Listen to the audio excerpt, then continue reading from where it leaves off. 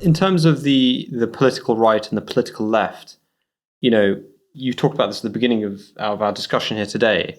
What do the political left and the political right get wrong? And what do they misunderstand? The political left is all about, there's the MMT movement, for example, and the cryptocurrency movement is kind of straddles both both the left and the right. So what does the left get first wrong, do you think, in understanding? Is it that they don't understand money creation system? Because a lot of policies that come from the left are, well, let's just print the money for the ordinary person. Yeah. And spend it directly on MMT type stuff. So they kind of distribute better and MMT. Historically, that is what has happened under socialism in England. In the United Kingdom, is that Labour governments did borrow very heavily, and a lot of that money went into welfare payments and to social programs, the National Health Service, things which did benefit. So you can see that, on the one hand, the progenitors and the promoters of that socialist response had a good heart. They wanted to help the poor and the weak and those who'd been overlooked, especially in the post-war years. People who'd fought for the country had to come home and have homes fit for heroes, right? So I can understand where they're coming, but the solution is one has to diagnose the problem, yes, but one also has to have the right solution. And I would say that you cannot create a problem by committing a fraud. So if you say, we've got this problem, poor people don't have enough wealth, we're going to defraud the money system by printing more money out of nothing, then what I would say is you may give a short-term solution to some people, but you're going to create a long-term problem which is even bigger. You can indebt those very people more. And it will come back on those people. Yeah. And it did in the 1970s. We had a huge inflation. Interest rates went up to, 17, 18% under the 17%. I think they peaked the bank rate under Lord Howe, Chancellor Howe at that time. And that was in early 80 under the Tory government. That was the consequence of the socialist years of the 70s. And many businesses went bankrupt. The unions got hammered. The poor person paid eventually for those excesses. Now, diagnosing the problem and knowing the solution inevitably requires one to have a value system and a legal system. And socialism has the value and legal system that you might say came from, from French socialists, from Marx, maybe. I don't know who you would say is the progenitor of socialism, but as a whole array of people. And the question that Muslims would ask is, were those progenitors of socialism as well informed as the Prophet Muhammad, peace be upon him? Yeah. And so at the end of the day, one's value system, one's religious system is going to determine what one's solutions are. But in a way, you don't have to believe in the Prophet Muhammad, peace be upon him, to understand the Islamic points. And we've had, in response to our video we did on Islamic economics, we had a lot of people who are not Muslims saying, wow, this system is phenomenal. And it's so shocking that we don't hear more about it, actually. Right. Because they were convinced on the merits of the arguments. Yes, but they're only convinced on the merits of the argument because we lived through the problem. Yeah, I understand. And the next problems we are going to face are problems that we haven't lived through before, maybe.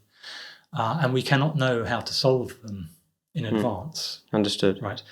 And that is why those laws that we have from long ago are so useful, because many of them are laws which address problems we haven't had yet.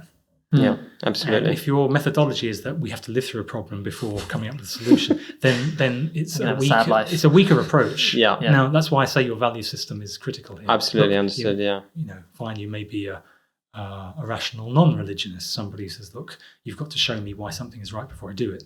Now, many Muslims will say, no, that's not the case. We will do something because we believe the Prophet Muhammad, we believe what the Quran says, and we're going to do it, even though we don't understand why. Right? That approach can be criticised by people who are rational, secular, atheistic, because they will say, well, there's no proof, right? Whereas a Muslim say there is proof, it's in the Quran. And it's in all the things we've lived through problems for, which Islam provided solutions for. Well, then Muslims will make that argument. Yeah. See, this is why I'm saying that one, as a secular economist, one can't pin one's flag to a particular religion. Of course not, yeah. But at least what they can do is, if they do see the merits of a lot of these points, is to extract them and play with them and see if it can be implemented. Yes, that they can do. And I would encourage people to do that, because I do believe that I don't think I've said anything insane during the last hour and a half. I think gambling adverts on TV and transferring wealth, and I think creating money out of nothing, or monopolization, decrease of variety, plastic sheds appearing these are things that no one wants. I mean, no one wants that. And I honestly cannot see why anyone would argue in favour of those things. Really, I mean, there may be libertarians who say that you can do anything you like and the system will sort itself out, but why do we need to go to the lengths of letting things go wrong in order to sort them out? Well, I mean, that's kind of covered the socialists to a good extent. We're saying, apart from the fact that they don't have a defined value structure, which is kind of the major point in some ways. I'm just saying that the solution we have it comes from a value, and they have so let's not say that theirs is a value-free solution. Right. Theirs is a value-based solution, but it comes from Lenin or whoever, Marx or Trotsky, Keynes or whoever you will put forward as whatever brand of socialism. And so I don't think it's a question of, and I've said this before, I know, of whether religion should interfere in economics. The question is which religion you're going to choose. Right. That's a great point. That's a great point. But on a more practical level as well, a lot of them just don't question the capitalist banking system and the financial system on this fundamental level that we've spoken about. And if we can show them that actually the principles that we've outlined can achieve their aims too, many of their aims, in a better way than they could, because they can't really achieve their aims because they exacerbate the problem by feeding into it and continuing the same banking system, then that's potentially something quite positive for them. That's kind of the left. But what I'm kind of interested in, especially recently, is the right, and especially the kind of right-wing libertarians, because I was, you've referenced some of them in your book, and when we went away and read some of them, such as Murray Rothbard, the What Has the Government Done to Our Money? That's, it's a really fantastic elucidation of what currencies really are, what is the nature of money.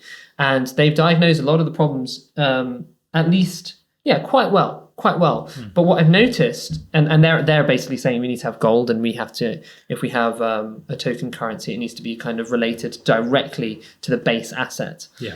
But what I've noticed is they fail to understand that actually interest is the key thing that delinks your base asset, your commodity, to the token. Because as soon as you have interest, you can say, I'm going to keep printing more receipts. No, you have to. Well, yeah, you have because you can't just print gold, can you? Yeah. Yes. So, whereas you can print the receipts, as you've said before, you can print the receipts.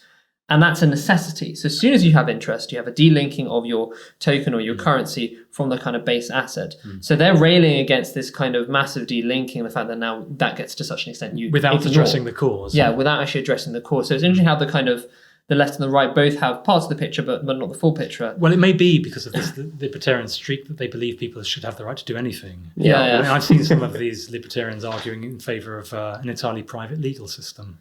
Yeah, oh, really? Where laws are made privately and so forth, because the good judges who people trust will eventually predominate, and the bad judges that nobody trusts, no one will go to. Well, famously, the Wild West was a very just and equal society. Well, I mean, libertarianism and free markets can be taken to such an extent they can go to anything.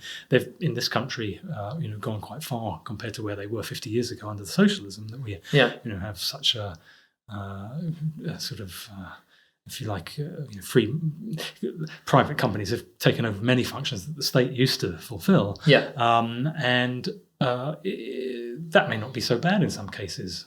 I mean, the telephones work now. They didn't when BT was a nationalised company. You go down the street and 1 in 10 phones. We've had serious internet issues with BT in this place, so I do not want to hear BT spoken about in a positive light. I think the ratio is better than what it was when I was a kid growing up. You really couldn't find a telephone box that worked. There just was no incentive for state-owned enterprises in many areas. But maybe BT is not the best example, but there were many things that weren't working very well. Right? Yeah.